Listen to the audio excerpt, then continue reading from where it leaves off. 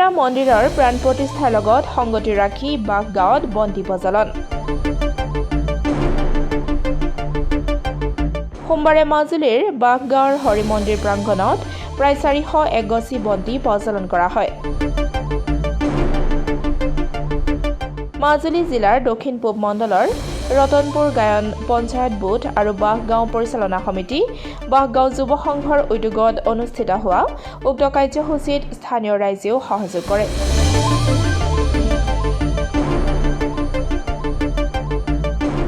জয়জাতি আপোনালোকৰ নিউজ চেনেলৰ দ্বাৰা ভাৰতবৰ্ষৰ সমূহ ৰাম ভক্তলে আমাৰ বাঘৰগাঁও হৰি মন্দিৰৰ বাঘৰগাঁৱৰ পৰা অভিনন্দন জ্ঞাপন কৰিছোঁ। কাৰণ প্ৰধানমন্ত্ৰীৰ যি নিৰ্দেশ আমাক ভাৰতবৰ্ষৰ সকলো ৰাম ভক্তক কৈছিলে যে সন্ধিয়াৰ সময়ত এগছি বন্তি দি গাঁৱৰ ঘৰ আৰু ৰাস্তা পদূলি যি দেৱালী উৎসৱ পালন কৰিবলৈ দিছিলে, আজি আমি বাঘৰগাঁও সকলো যুৱক গোট খাই একত্ৰিত হৈ আমি আজি নামঘৰ প্ৰাংগণত 401 গছ বন্তিৰে আমি দীপাৱলী অনুষ্ঠানটি আমি আৰম্ভ কৰিছোঁ।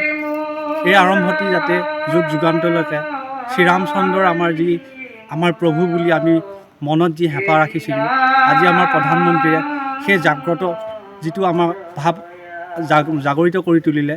তেওঁ সেইকাৰণে আমি প্ৰধানমন্ত্ৰী নৰেন্দ্ৰ মোদী এই চৰকাৰক আমি ধন্যবাদ জনাৰ লগতে আমাৰ জ্যেষ্ঠসকলে আমাক যি আৰ্হি দি ৰামৰ যি শিক্ষাদান কৰি আহিছে, সেই শিক্ষাদান আমি আগলৈকে এনেদৰে আমি আগবাঢ়ি যাব পাৰোঁ, সেই ভগৱানৰ ওচৰত আমি প্ৰাৰ্থনা জনাইছোঁ।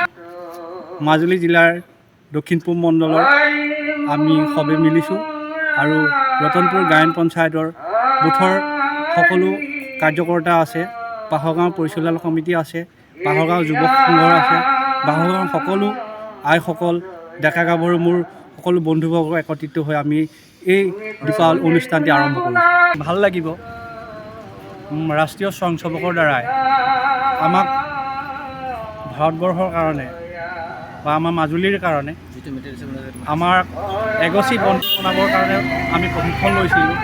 সেই প্ৰশিক্ষণ আমি শিকি আহি আমাৰ মাজুলীতে প্ৰায় সংখ্যক গোটেই নহ'লেও কম পৰিমাণে গাঁৱে গাঁৱে আমি যিটো গোবৰৰ পৰা এগছি বন্তি বনোৱা আমাক শিক্ষা প্ৰদান কৰিলে, সেই বন্তি আমি আজি প্ৰথম এই ৰাম মন্দিৰ যি বন্তি প্ৰজ্বলন আছিলে তাত আমি আৰম্ভ কৰিছোঁ।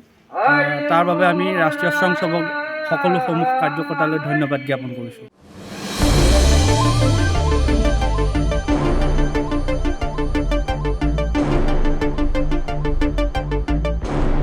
Bureau report, democratic Assam.